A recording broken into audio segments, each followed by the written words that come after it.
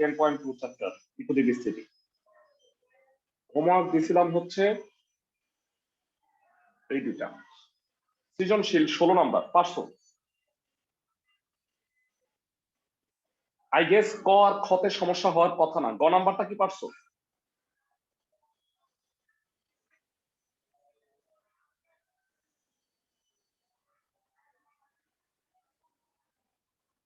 গ নাম্বার অঙ্কটা একটু আনকমন ম্যাথ, এটা একটু দেখাই দিই আমি। আমি জানি না তোমরা হোমওয়ার্ক করো কিনা, মানে প্যাসকেলের ত্রিভুজ যেটা পারার কথা, কারণ আমি 17 নাম্বারে সেটা করাই দিছি। 18 খ নাম্বারটাও পারার কথা এই কারণে যে 0.99 এটার মতো আমি এই অঙ্কটা করাই দিয়েছিলাম 12। ইনফ্যাক্ট তোমাকে 13 নাম্বারটাও করতে দিয়েছিলাম, তাই না? 13 কি পারছো? 2 + x⁵ বিস্তৃত করে তারপরে x এর জায়গায় -0.01 বসাই দিলে হয়ে যায়। 16 গ নাম্বারটা করাই দিই, তাহলে আই গেস সবগুলা করা হয়ে যাবে। তোমাদের ভাইয়া মানে বলতে হবে আর রেগুলার কাজগুলো তো করতে হবে, আদারওয়াইজ তো মানে পড়া আগাবে না। যাই না তোমরা কিভাবে করতেছো। 16 এর গ, এ দেয়া আছে 1 + x⁵ আর বি দেওয়া আছে 1 - x⁸। তো এখন এ বি কত হবে মেরা? 1 + x⁵, 1 - x⁸। এবার আমাকে একটু বলো, a × b 1 - x⁸, 1 + x⁷, 1 - x⁷ into 1 - x।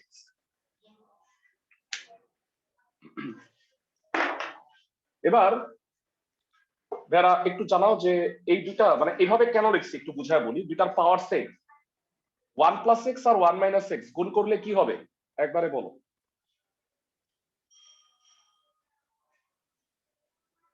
1 - x²⁷ তার সাথে গুণ অবস্থায় আছে 1 - x। এইভাবে করার কারণটা একটু বুঝায় বলি। আমি যদি এইটা একটা বিস্তৃত করতাম তাহলে কয়টা রাশি আসতো? 1 + x⁷ বিস্তৃতির রাশি সংখ্যা কয়টা? 8টা। পাওয়ারে যত থাকে তার চেয়ে এক বেশি থাকে। 1 - x⁸ বিস্তৃতির পদ সংখ্যা 9টা। তাহলে এখানে 8টা রাশি, এখানে 9টা রাশি, গুণ করলে 72টা রাশি হয়ে যাচ্ছে। তুমি যদি দুইটা বিস্তার করো তাহলে ম্যাসিভ আকার ধারণ করবে এটা। দ্যাট ইজ ওয়াই আমি বুদ্ধি করে যে কাজটা করছি, বিস্তৃতি আমি দুইটা না করে বিস্তৃতি আমি একটা করব। কিভাবে করলাম সেটা? 1 - x⁸ কে আমি 1 - x⁷ আর 1 - x⁴ মানে এভাবে লিখলাম।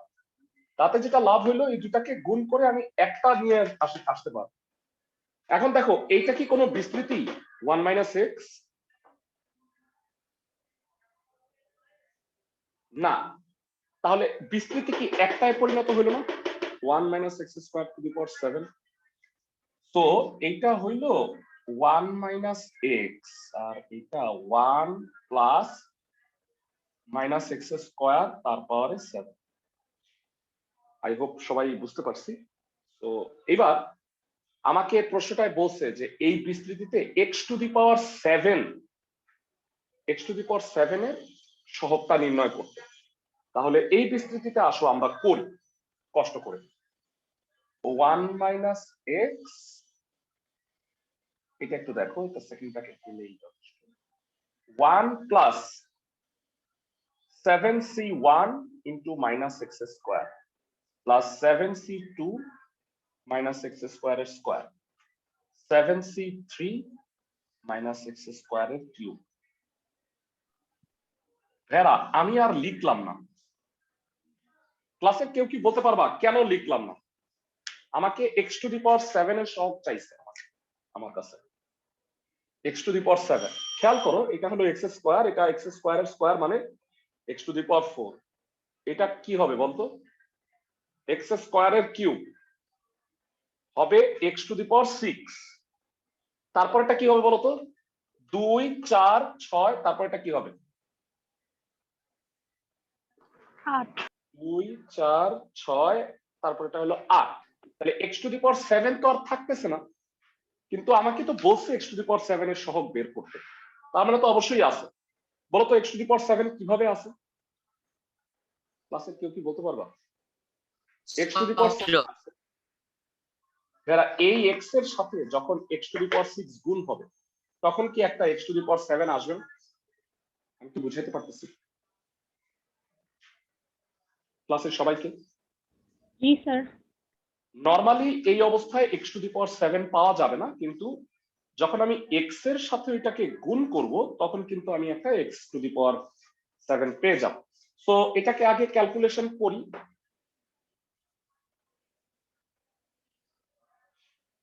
7c1 মানে আমরা জানি 7/1 মাইনাস x স্কয়ার। 7c2 মানে কত ভেড়া? কষ্ট করে বল।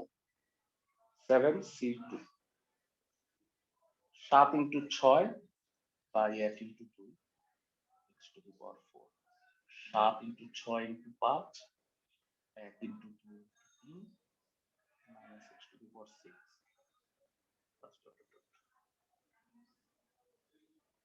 তো এটা যেটা হবে সেটা হইলো 1 minus x 1 minus 7x square 21 x to the power 4 6 6 কাটা minus 35 x to the power 6।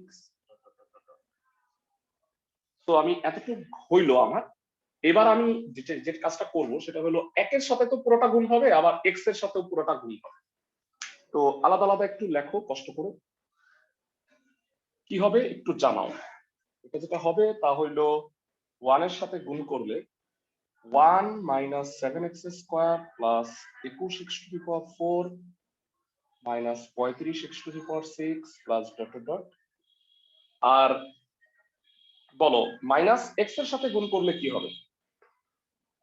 x minus 7x cube plus 21 x to the power 5 minus 35 x to the power 7 plus dot. এই জায়গাটা বুঝছো কিনা আমাকে একটু জানাও কষ্ট করে। 1 এর সাথে পুরোটা গুণ করছি আর মাইনাস x এর সাথে পুরোটা গুণ করছি। সবাই কি আমার কথা বুঝতেছো?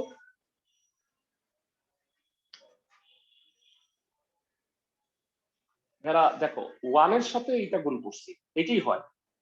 আর x এর সাথে যখন গুণ করছি তখন x 7x কিউব একটা একটা করে পাওয়ার বেড়ে গেছে। আমি কি বুঝাইতে পারতেছি সবাইকে?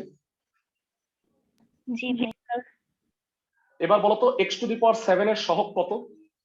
x টু দি পাওয়ার 7 এর সাথে কি আছে? মাইনাস 35। না ভাই, একটা মাইনাস সামনে তো আছে, একবারে বলো তো। Plus x to 35। The power plus 35। হ্যাঁ, আমি যদি এটাকে চেঞ্জ করে তোমাকে বলতাম যে x টু দি পাওয়ার 5 এর সহগ কত, অ্যানসারটা কত হইতো? মাইনাস 21। মাইনাস 21 পারবা? এরকম আমি যদি চেঞ্জ করে দিই, অন্য একটা দিই, নিয়মটা ঠিক রেখে। ক্লাসের সবাই কি বুঝতেছো আমার কথা? ফাইন। তো এটা একটা ভাইটাল অঙ্ক, আর গতকালকে আমরা কতগুলো অঙ্ক দেখায় দিছি। আমি তোমাদের সিকিউ পরীক্ষার জন্য বলে দিচ্ছি, আজকে এটার কোশ্চেনটা আমি গ্রুপে দিব। ভাইরা মনোযোগ দিয়ে শোনো, এই অঙ্কগুলো হচ্ছে ইম্পর্টেন্ট, আগে বলে রাখি তোমাদের। ভাইরা এই অঙ্ক দেখতে পাচ্ছ 12 নাম্বার, 10 নাম্বার, 14 নাম্বার, আর সিকিউ দুইটা দেখতেছো। তোমাদের জন্য সহজ করে দেই, আমি দুইটা সিকিউ থেকে একটা সিকিউ হুবহু দিব, আর এই 10 12 14 এই রিলেটেড আর 15 10 12 14 15 এই চারটা অঙ্ক রিলেটেড অঙ্ক আর দিয়ে আরেকটা সিকিউ দিব। তাহলে টোটাল দুইটা সিকিউ 10টা এমসিকিউ থাকবে 10.2 এর পরীক্ষায়। এমসিকিউ সম্পর্কে একটু আসো আলোচনা করি।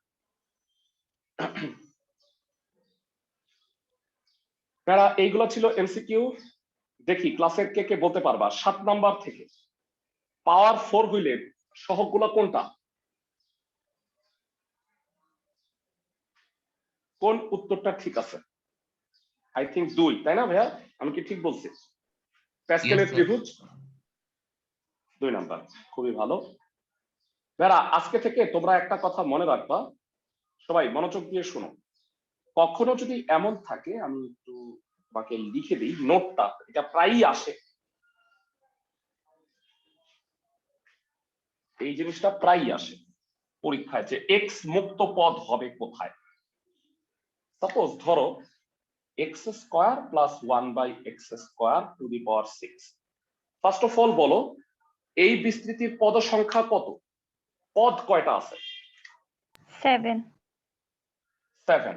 তোমরা মনে রাখবা যদি এমন হয় একটা এক্স স্কোয়ার আর একটা 1/x স্কোয়ার, বা একটা এক্স আর একটা 1/x, বা একটা এক্স কিউব একটা 1/x কিউব, বা একটা x টু দি পাওয়ার 4 এটা 1/x টু দি পাওয়ার 4, এই ধরনের কেসে সব সময় মধ্য পদে মাঝখানের পদে থাকবে হচ্ছে এক্স মুক্ত পদ। এরা বলো 7 জন আছে এক লাইনে, মাঝখানের জন কত নাম্বার?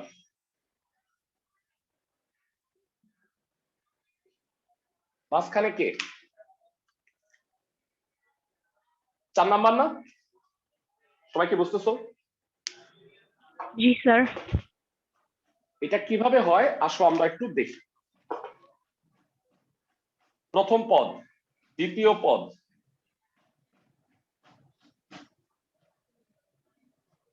তৃতীয় পদ,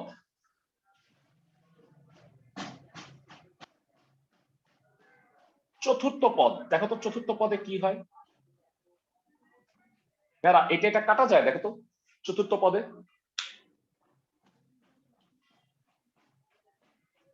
ক্লাসের সবাই কি বুঝতেছো? ক্লাসের সবাই? জি স্যার। তার মানে পদ সংখ্যা যদি বিজোড় হয় তাহলে মধ্য পদটায় সবসময় এক্স মুক্ত পদ থাকবে, মানে এক্স থাকবে না। সবাই কি আমার কথা বুঝতেছো? নরমালি বিস্তার করেও তুমি সেটা দেখতে পারো। নরমালি যদি বিস্তার করো দেখবা এক্স এর পাওয়ার 6 আর এক্স এর পাওয়ার 6 কাটাকাটি যাবে, এটা শুধু 63 থেকে যায়। তাহলে তোমরা আমাকে 6 নাম্বার অবজেক্টিভটার অ্যান্সার বলো। পানি দাও তো আমারে। এরা একটু 6 নাম্বার প্রশ্নটার অ্যান্সার বলো কত হবে? 0। 6 নাম্বার প্রশ্নটার অ্যান্সার কত হবে? এক্স মুক্ত পদ কত নাম্বার পদ? 4তম পদটা। বুঝো নাই? সরি দুঃখিত, পাওয়ার কত এখানে?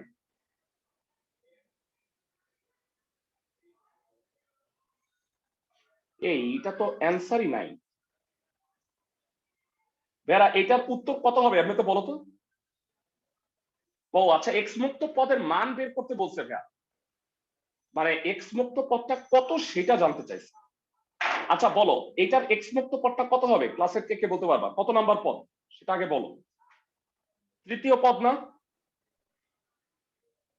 সবাই কি বুঝতে পারো? জি ভাইয়া। তৃতীয় পদটার মান কত হবে? দেখো প্রথমেরটা হলো এক্স এর স্কোয়ারের পাওয়ার 4, দুই নাম্বারটা হলো 4c1 এক্স স্কোয়ারের পাওয়ার 3, আর এটা হলো 1/x স্কোয়ার। তৃতীয় পদটা কত বলো? 4c2 এক্স স্কোয়ারের স্কোয়ার আর 1/x স্কোয়ারের স্কোয়ার। তো এইটার এটা কাটাকাটি যাচ্ছে, তাহলে থাকে কি 4c2 না? সবাই কি বুঝতেছো? 4c2 এর ভ্যালু কত কে বলতে পারবা? 4c2 এর ভ্যালুটা কত আমি বুঝাই বলি। 4c2 তাহলে হবে না 4 × 3/1 × 2, 2 2 কাটা 6 হবে উত্তর। বুঝছো সবাই? মানে কত নাম্বার পদ তা বলে নাই, মানটা কত তা চাইছে, উত্তর হবে 6। আমি কি বুঝাতে পারছি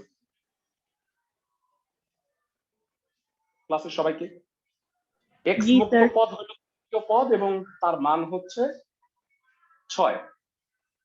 ওকে, এটা একটু ঝামেলা, কিন্তু বুঝে যদি করো তাহলে ঝামেলা লাগবে না। তোমরা আমাকে একটু বলো এইটাকে বিস্তৃত করলে কত হয়? এইটা তো আর বিস্তৃতি না। আমি একটু বলে দিই 1 - x এটা তো আছেই, এটা খুলে কত হবে? 1 + 8c1 x/2। আচ্ছা আর লাগবে না।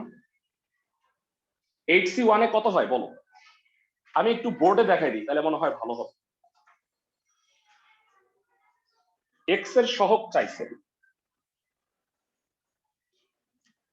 1 - x 1 + x/2 টু দি পাওয়ার 8, এটা আছে।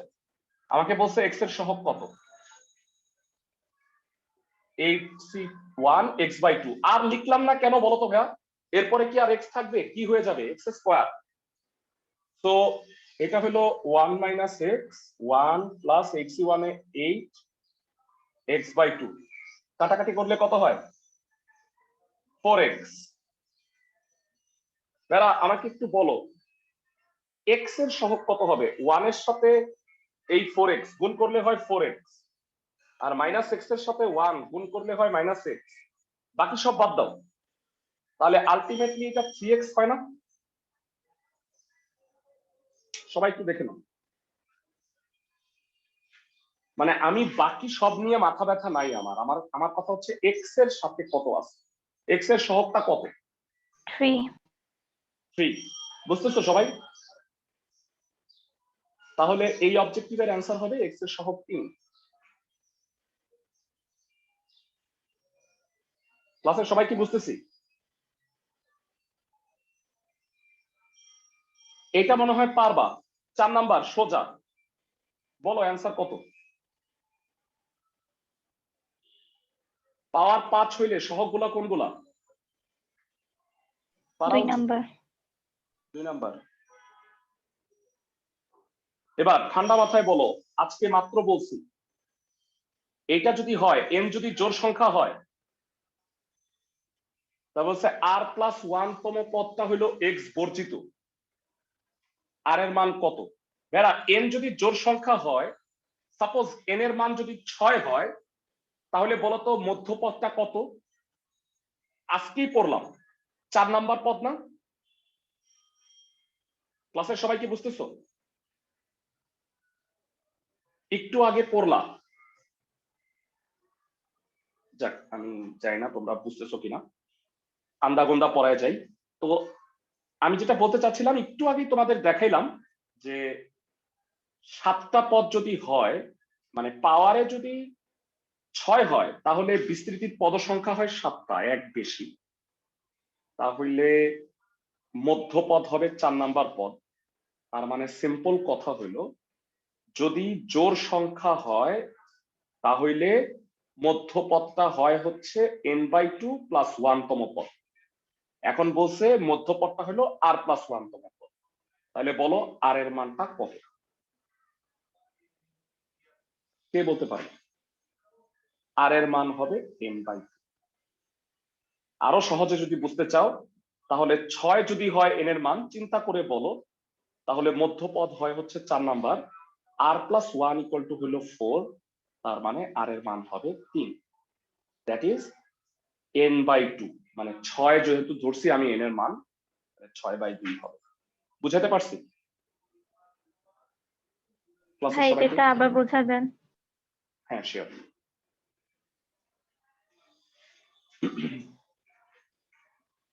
আমাকে বলছে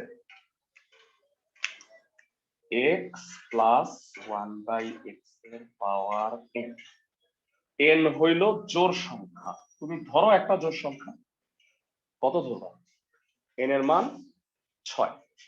যদি 6 হয়, বিস্তৃতির পদ সংখ্যা কত? 7. 7। মধ্যপদ কত? 4 তম পদ। 4 তম পদ। প্রশ্নে বলছে মধ্যপদ হইল আর প্লাস 1 তম পদ, আর এর মান কত। তাহলে আর প্লাস 1 ইকুয়াল টু হইল 4, তাহলে আর কি 3 না? 3টা কি n/2 কিনা আমাকে একটু বলো।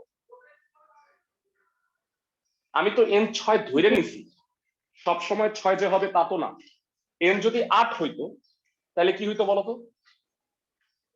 মোট পদ সংখ্যা কয়টা হইতো? 9টা। মধ্যপদ কত হইতো? 5 তম পদ। আর প্লাস 1 ইকুয়াল টু 5, 4, n/2 হয় না?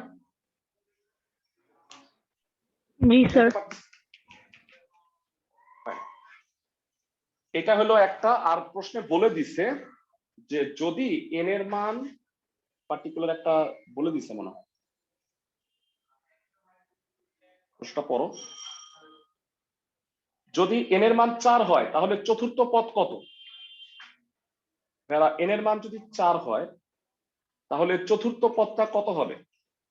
সবাই লক্ষ্য করো, x plus 1/x to the power 4 যদি হয় তাহলে বিস্তার করো তো কত হয়। 4 নাম্বার পদটা বুঝ, সব বের করবো না, আমি খালি 4 নাম্বার করবো। এটা 1, এটা 2, এটা 3 আর এটা 4, এই 4 নাম্বার পদ।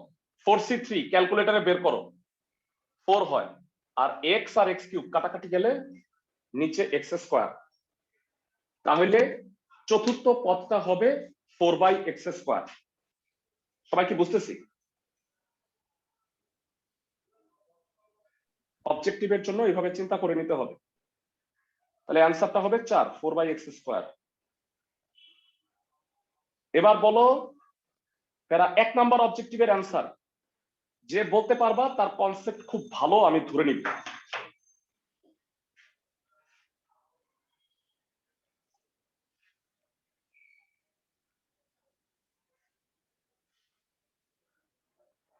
এই ধরনের অঙ্কের ক্ষেত্রে কি বের করতে হয় বলো তো?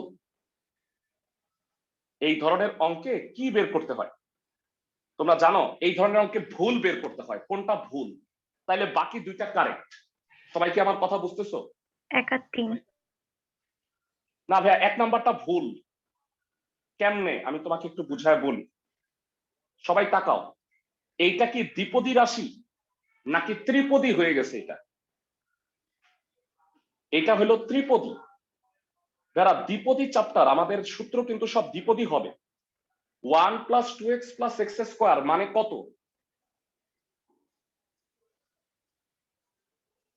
1 + x স্কয়ার, তার পাওয়ারে কিউব আছে, তার পাওয়ারে আছে কিউব। আমি কি বুঝাইতে পারতেছি? তাহলে বলো 2 আর 3 গুণ হয়ে কত হয়ে যাবে? এটা 3 দুগুণে 6। বুঝো নাই মনে হয়। আচ্ছা আমি একটু ক্লিয়ারলি বুঝাই। আচ্ছা ভাইয়া, তোমরা বুঝতেছো নাকি? তোমাদের একটা ওয়ার্ডও আমি শুনি না, এই খালি মনিয়ার 2-1টা সাউন্ড শুনি, আর বাকিরা মনে হয় মানে কি তোমাদের কি স্পিকার নাই নাকি ল্যাপটপে শুনতেছো? তোমরা কি মানে কথা মানে কিছু শুনতে পাও নাকি কিছুই বুঝো না? জি ভাইয়া। একটু বাকিরা একটু কথা বলো তো শুনি, সবার কথা একটু। আওয়াজই তো শুনি নাই 1 মাস ধরে। বলো একটু, সবাই কথা বলো, যেটা বলতে চাচ্ছিলাম। এটা ত্রিপদী রাশি, এটা হচ্ছে 1 square plus 2 × 1 × x plus x square. এটা মানে 1 + x হোল স্কয়ার, তার পাওয়ারে 3। 1 + x 2 দুগুণে 3 আর 2 এ 6 হয়। তো এবার বলো পদ সংখ্যা কত এই বিস্তৃতির? এই 7। বিস্তৃতির পদ সংখ্যা 7। তো প্রথম প্রশ্নটাই কি ভুল না ভাইয়া? প্রথম কথাটাই কি ভুল না? পদ সংখ্যা 4 বলছে, তাহলে উত্তর 2, 3 হবে। কিন্তু আমি তাও দেখাই দিই কেমনে 2, 3 হয়। প্রথমে বলছে দ্বিতীয় পদ 6x আর লাস্ট পদ হচ্ছে x⁶। ভাইয়া এটার লাস্ট পদটা x⁶, এটা কি বুঝতে পারো? বিস্তার না করেও বোঝা যায় মনে হয়, তাই না? জি স্যার। আর দ্বিতীয় পদ কি হয়? 6c1x, 6c1 মানে 6x, তার মানে 2 নাম্বারটাও ঠিক আছে। তাহলে উত্তর হবে 2, 3। বুঝাতে পারছি ক্লাসের সবাইকে? জি জি ভাইয়া। স্যার। জি ভাইয়া। এখানকার অবজেক্টিভ গুলো না খুব সুন্দর, মানে খুব কনসেপচুয়াল। তুমি যখন পরীক্ষাটা দিবা না আমার, এই রিলেটেড অবজেক্টিভ আমি বানায় দিছি, তাহলে তুমি অ্যাকচুয়ালি জিনিসটা বুঝছো কিনা সেটা বোঝা যাবে। আজকে আমি সেই গ্রুপে কোশ্চেনটা দিয়ে দিব। আমার 10.2 চ্যাপ্টার পড়ানো শেষ, জেনারেল ম্যাথের 11.2 চ্যাপ্টার করব। তার আগে তোমরা একটু শুনে রাখো ভেরা, আমি আগেও বলছি আমরা কিন্তু মার্চের 1 তারিখ থেকে অফলাইন ক্লাসে চলে আসব। তো মানে আমরা যেটা গভর্নমেন্টের নিউজ পাচ্ছি যে 14 তারিখ থেকে ফেব্রুয়ারি 28 তারিখ পর্যন্ত মনে হয় বন্ধ দিতে পারে এক্সটেন্ড, আর 1 তারিখ থেকে মানে তোমাদের স্কুল হয়তো সীমিত আকারে খুলবে, সপ্তাহে 1 দিন 2 দিন এই আকারে আর কি। কিন্তু আমরা কোচিং খুলে দিব। সবাই বুঝছো আমার কথা? ক্লাসের জি সবাই? স্যার। তো তখনকার আমরা যে পরীক্ষাগুলা নিছি, আমরা চাইবো যে পরীক্ষা তোমরা যে খাতাগুলা, সেই খাতাগুলা তোমরা সংরক্ষণ করো, আমরা সেই খাতাগুলা চেক করব। সবাই কি বুঝতেছো আমার কথা? ক্লাসের সবাই? স্যার পরীক্ষা তো খাতায় দিয়েছি, কোনো সমস্যা হবে? না না, খাতাটাই জমা দিবা আমাকে, খাতাটাই আমাকে জমা দিবা। ওকে, ঠিক আছে। সো এবার আমরা আসো এবার জেনারেল ম্যাথ 11.2 অনুপাত সমানুপাত এই চ্যাপ্টারে চলে যাচ্ছি। নতুন কোনো থিওরি পড়ানোর নাই, এই চ্যাপ্টার একদমই সহজ। আমরা আসো তাহলে ম্যাথগুলো একটু করি। এখানে প্রথমত যে অঙ্কগুলো আছে আমরা আগে সৃজনশীল প্রশ্নগুলাই সলভ করব। অনুপাত সংক্রান্ত অঙ্ক তেমন কোনো থিওরি বুঝাইতে হবে না আমার। 11.2 এর 24 নাম্বার থেকে স্টার্ট করি। প্রশ্নটা পড়ো। একদিন স্কুলে অনুপস্থিত আর উপস্থিত শিক্ষার্থীর সংখ্যার অনুপাত 1:4, মানে 4 জন উপস্থিত হইলে 1 জন অনুপস্থিত। তাহলে বলছে অনুপস্থিত শিক্ষার্থীকে মোট শিক্ষার্থীর শতকরায় প্রকাশ করতে হবে। যেহেতু অনুপাতটা 1:4, তাহলে তুমি ধরবা যদি অনুপস্থিত এক্স হয়, উপস্থিত কয়জন? কে কে বলতে পারবা? 11.2 জেনারেল ম্যাথ।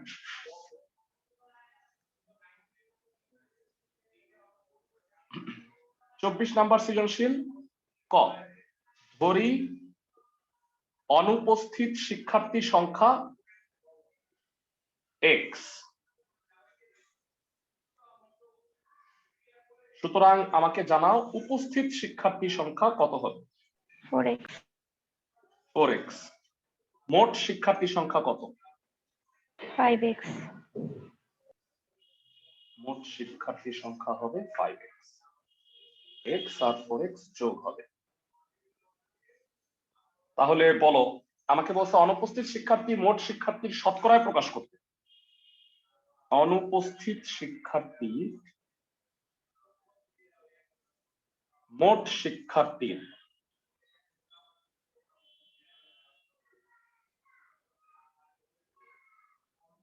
x/5x into 100% শতকরায় 20%। বুঝতে পারছো ভাইরা? অনুপস্থিত শিক্ষার্থী আর মোট শিক্ষার্থী ভাগ করে শতকরা 100% দিয়ে দিচ্ছে। তার মানে মোট শিক্ষার্থীর 20% অনুপস্থিত ছিল। বুঝা গেছে ম্যাথটা সবার?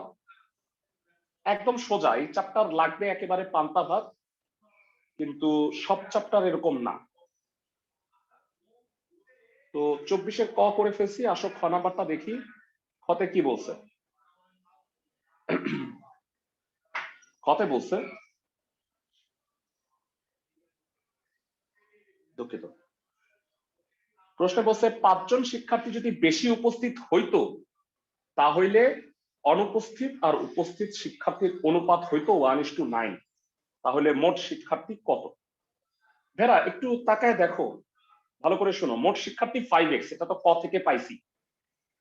5 জন যারা অনুপস্থিত ছিল, তারা যদি তাদের বাপ মা যদি মানে লাফায় তাদের স্কুলে পাঠাইতো সাপোজ, তাহলে অনুপস্থিত 5 জন কমে যাবে আর উপস্থিত 5 জন বেড়ে যাবে না? সবাই কি বুঝতেছো?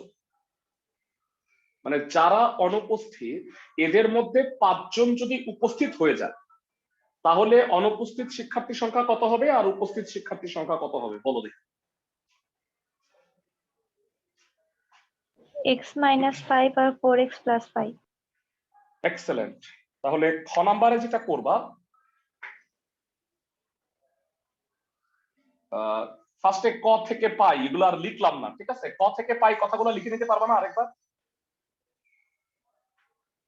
এবার 5 জন বেশি উপস্থিত হলে অনুপস্থিত শিক্ষার্থীর সংখ্যা, অনুপস্থিত শিক্ষার্থীর সংখ্যা হবে x - 5 আর উপস্থিত শিক্ষার্থীর সংখ্যা 4x + 5। তাহলে অনুপাত কত হবে প্রশ্ন মতে?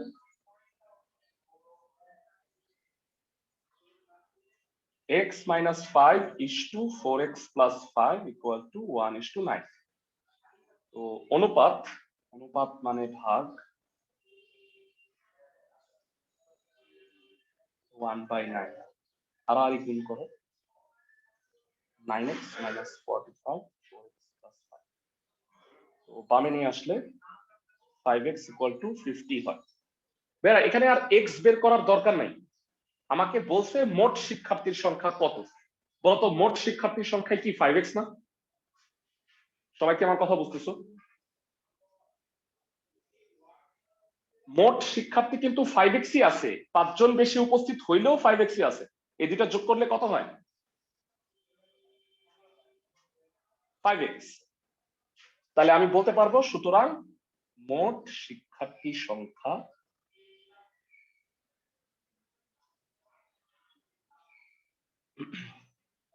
পঞ্চাশ। সবাই বুঝছো ব্যাপারটা? ক্লাসের সবাই সবাই কি অঙ্কটা জি বুঝছো? ভাইয়া। আমাকে একটু জানাও। গ নাম্বারটায় চলে আসে।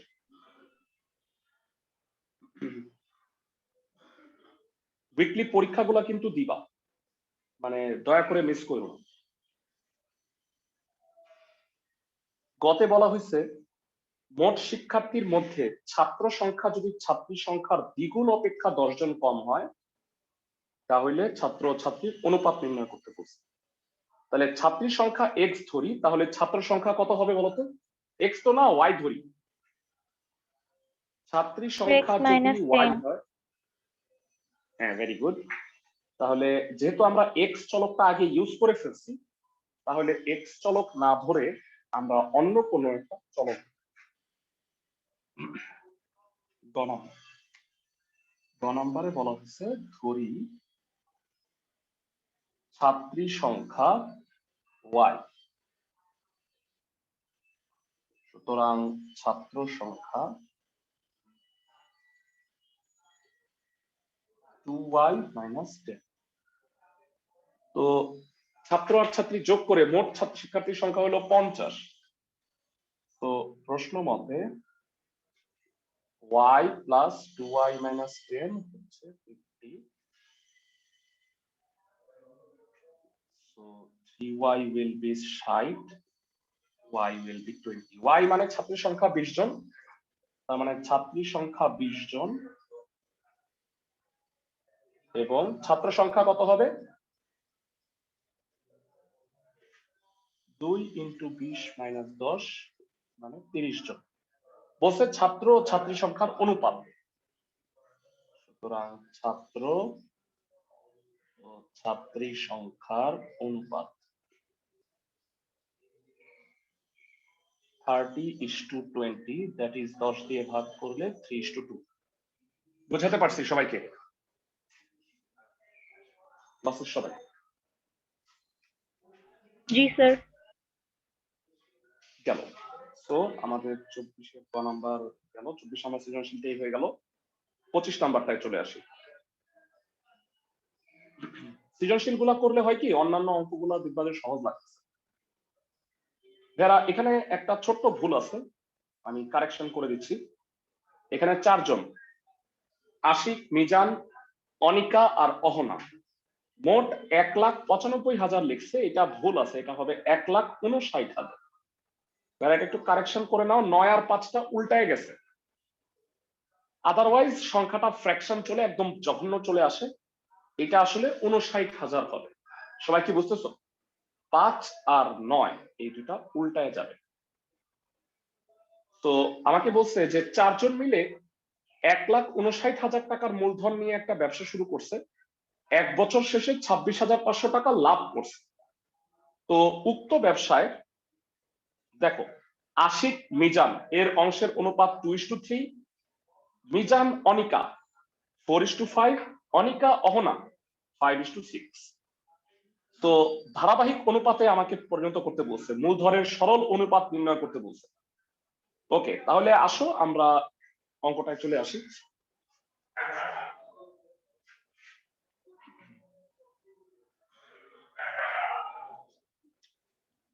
ভেরা আমাকে একটু বলো 25-এর ক, আশিক ও মিজানের অংশের অনুপাত কত?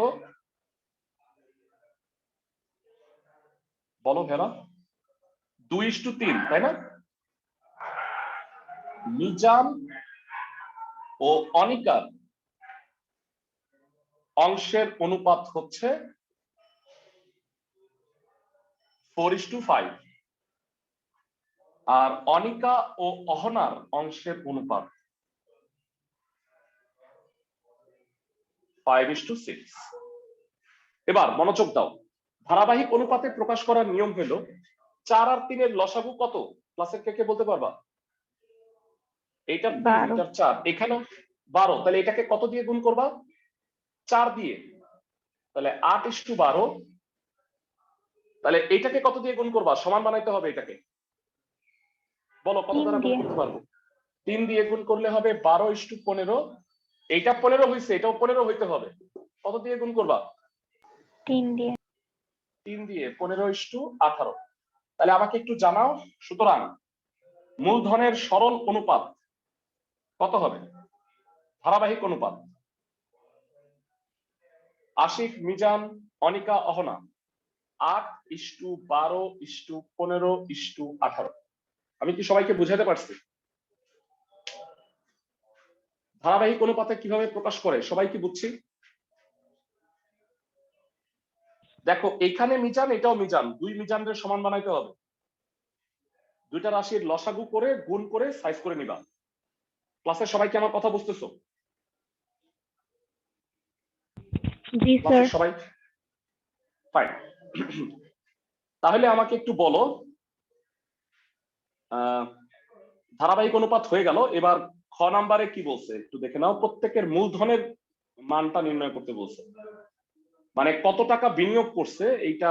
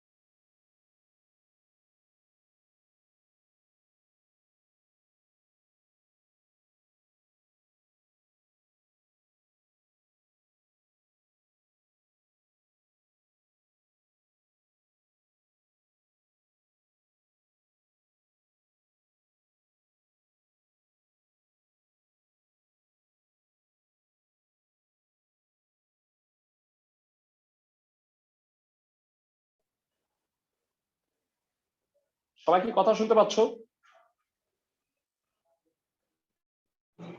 জি ভাই।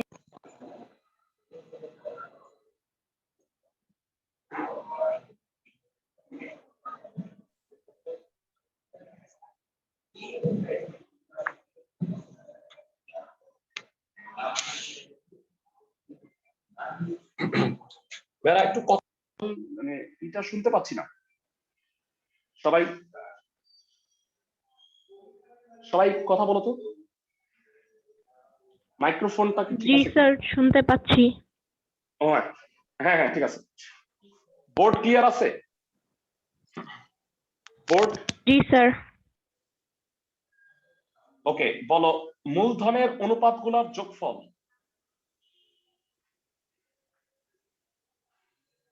অনুপাতের যোগফল কত হবে বলো? 8 + 12 + 15 + 18 20, 35, 35 আর 18 53। ওকে, এবার জানতে চাই আশিকের অংশ কত? 1,59,000 টাকার মধ্যে আশিকের অংশ 8/53 ইন্টু 1,59,000। সবাই বুঝতেছো? 8, মিজান হচ্ছে 12, অনিকা হচ্ছে 15 আর অহনা হচ্ছে 18। এটা কাটাকাটি করলে 3000 হয়, 3 ইন্টু 8 24,000 টাকা। ক্লাসে সবাই কি বুঝতেছো? এইভাবে করে আমরা মিজান বাকিগুলাও বের করে ফেলতে পারবো। মিজানের অংশ কত হবে? 12/53 ইন্টু 1,59,000। কাটাকাটি করলে 3000, 12 ইন্টু 3 36,000 টাকা। এরপরে অনিকা অহনা, অনিকার অংশ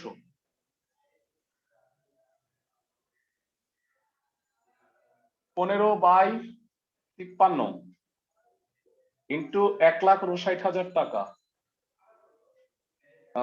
3000 ইন্টু 45,000 টাকা। আর অহনার অংশ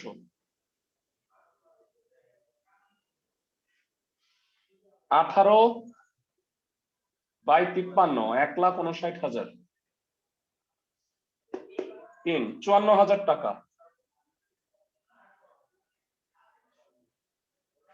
যারা বিনিয়োগের প্রত্যেকে কত টাকা করে করে মূলধন বিনিয়োগ করছে সেটা বের করে ফেললাম। সবাই কি বুঝতেছো? জি ভাইয়া। গ নাম্বারে চলে আসি, আসো।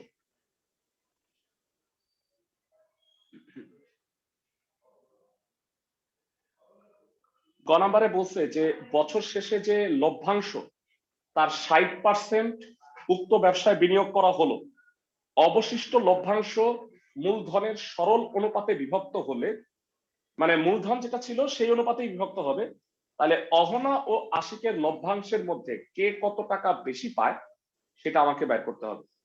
তাহলে ভাইয়া এই যে লভ্যাংশ 26,500 টাকা, এর 60% বিনিয়োগ করে ফেলতে হবে। তাহলে বলতো লাভ ভাগ করবে কত টাকা? ক্লাসের কে কে বলতে পারবা?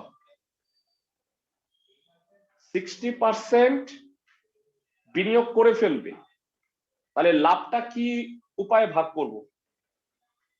ক্লাসের কে কে বলতে পারবা?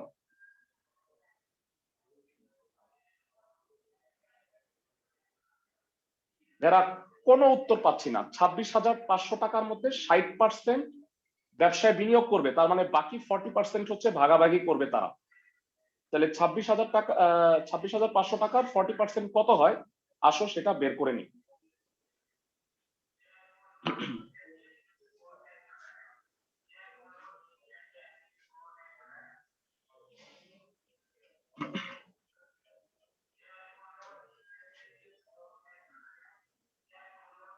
গ নাম্বার, লভ্যাংশের 60% ব্যবসায় বিনিয়োগ করা হলে, ব্যবসায় মানে 60% যদি বিনিয়োগ করা হয় তাহলে লভ্যাংশ বন্টন হবে 40%। তাহলে বন্টনকৃত মুনাফা কত হয়? 26,500 গুণ 40/100 কত হয় আমাকে একটু বলো। 10,400। 10,400।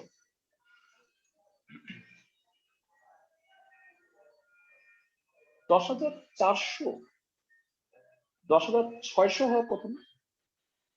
দেখো তো, 26,500 10,600 হয় না? 40%। জি ভাইয়া, 10,600। হ্যাঁ আমি সেটাই বলতে চাচ্ছি। তো 10,600 টাকা।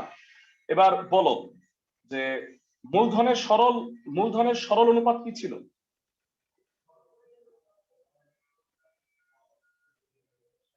8:12:15:18।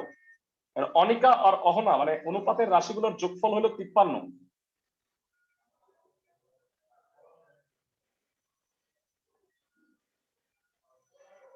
এখন আমাকে বের করতে হবে অনিকার অহনা কত মুনাফা পাবে।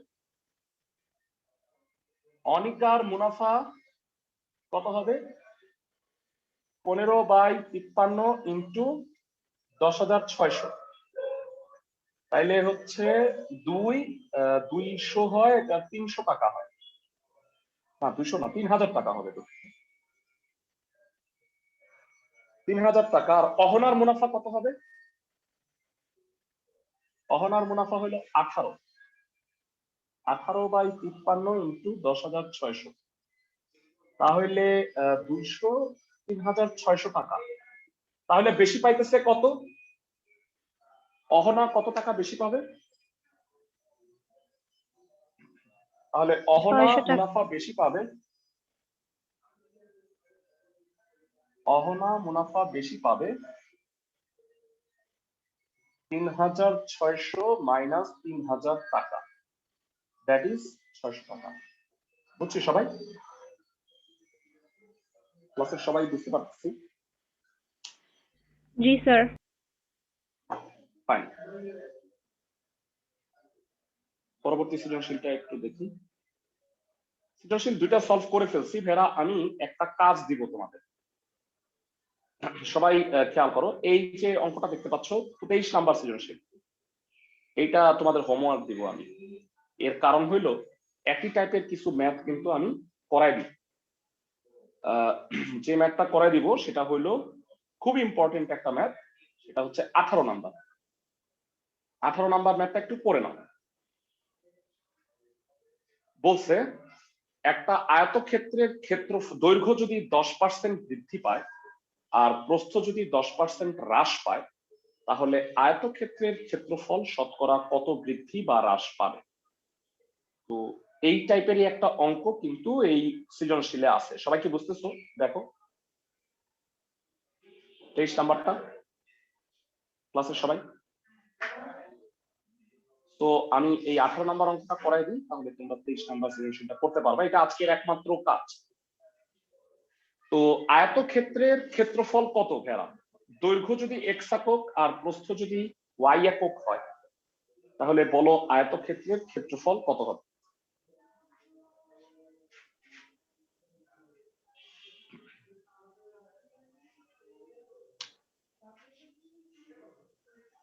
আহ 11 হচ্ছে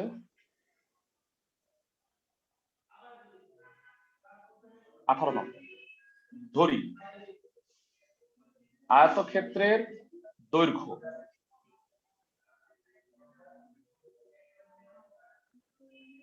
এক্স একক, আয়তক্ষেত্রের প্রস্থ ওয়াই একক। 10% বৃদ্ধি পেলে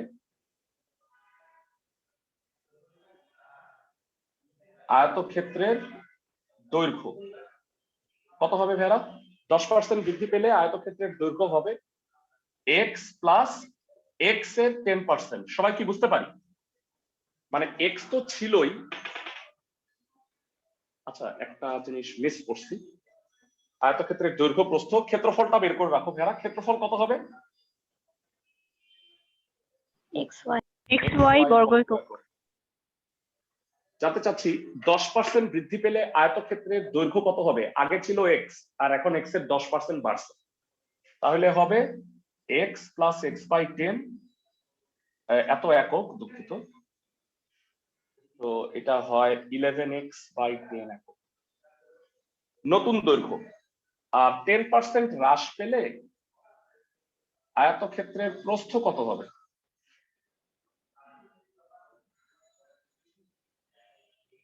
10% হ্রাস পেলে আয়তক্ষেত্রের প্রস্থ কে কে বলতে পারবে? y মাইনাস y এর 10%, y মাইনাস y বাই 10 একক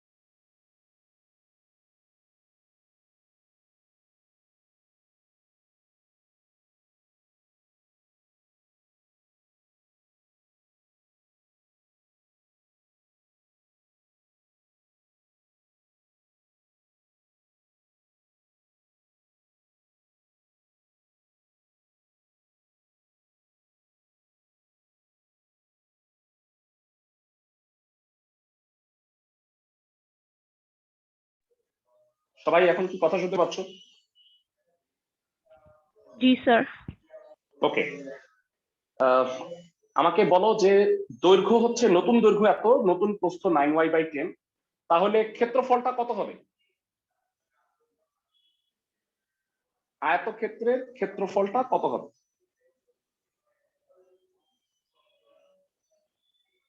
এরা নতুন দৈর্ঘ্য এবং নতুন প্রস্থ 99xy/100। নতুন আয়তক্ষেত্রের ক্ষেত্রফল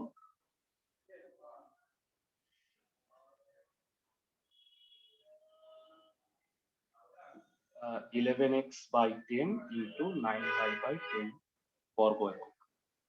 That will be 99xy/100। তো এই নতুন ক্ষেত্রফলটা আগের ক্ষেত্রফলের চেয়ে বেশি নাকি কম, কে বলতে পারবে? xy বড় নাকি 99xy/100? কোনটা হবে ভেড়া? xy বড়। কত হবে? xy বড়। ধন্যবাদ। সুতরাং আয়তক্ষেত্রের ক্ষেত্রফল হ্রাস পায়। কত হ্রাস পায়? xy মাইনাস 99xy/100 বর্গ একক। লসাগু করলে 100xy মাইনাস 99xy/100 বর্গ একক। So এটা হবে xy/100 বর্গ একক। তো এবার আমাকে বলো, এটাই যদি হয়ে থাকে তাহলে ক্ষেত্রফল শতকরা হ্রাস পাবে কত? মানে সবসময় মনে রাখবা, বৃদ্ধি বা হ্রাস পায় হচ্ছে মূল ক্ষেত্রফলের থেকে শতকরা করবা। মানে xy তে হ্রাস পায় হচ্ছে এত, একে কত আর 100-তে কত, এটা যদি আমি ডাইরেক্ট করি তাহলে উপরে হচ্ছে বৃদ্ধি বা হ্রাস, নিচে হলো আদিক ক্ষেত্রফল, ইনটু হলো 100%।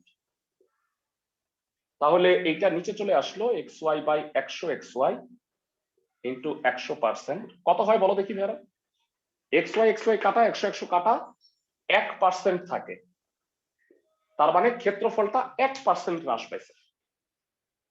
ক্লাসের সবাই কি আমার কথা বুঝতেছো? ক্লাসের সবাই? জি স্যার। একটু অ্যাটেন্ডেন্স নিয়ে রাখি। ফাইন, তোমাদের বাড়ির কাজ দিছি আমরা অনুশীলনীর শুধু 23 নাম্বার, আর কোনোটাই করতে হবে না। নেক্সট ক্লাসে 11.2টা আমরা করাই ফেলবো, সহজ চ্যাপ্টার এটা। তো এই উইকে পরীক্ষা দিচ্ছি 10.2, তোমরা 10.2 এর এক্সামটা দিয়ে ফেল। ভালো থাকো সবাই।